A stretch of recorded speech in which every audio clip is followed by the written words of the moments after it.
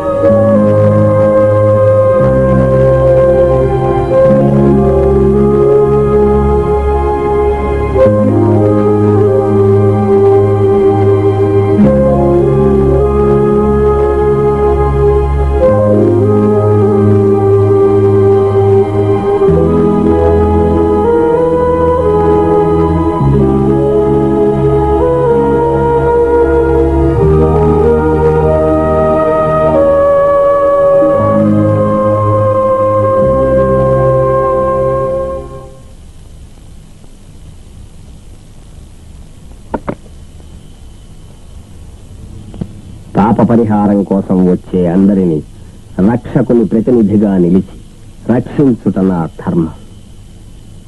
బిడ్డ, నువ్వు చేసిన పాపం ఏమిటి? చెప్పు బిడ్డ, నువ్వు చేసిన పాపం ఏమిటయ్యా? ఇంతవరకు నేనే పాపం చేయలేదు ఫాదర్. రేపు దానికి ఆరంభం. 3 హత్యలు.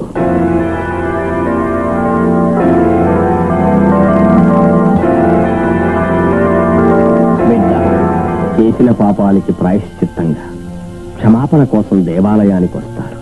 కానీ నువ్వు చెయ్యబోయే పాపానికి అనుమతి కోరి ఇక్కడికి వచ్చావి. పాపం చేసిన తర్వాత ఈ పవిత్రమైన స్థలంలో నేను అడుగు పెట్టడం నాకు ఇష్టం లేదు ఫాదర్. అందుకని పరిశుద్ధంగా ఉన్నప్పుడే ఆఖరిసారిగా ఆలయానికి వచ్చాను.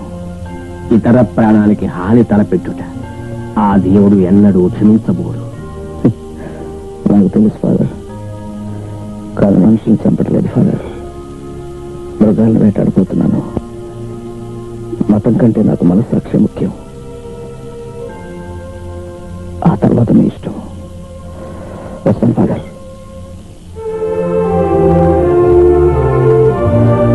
బిడ్డ, ఇంకొకసారి మనం ఆలోగా తొందరపడి నీవే నిర్ణయానికి రావద్దు.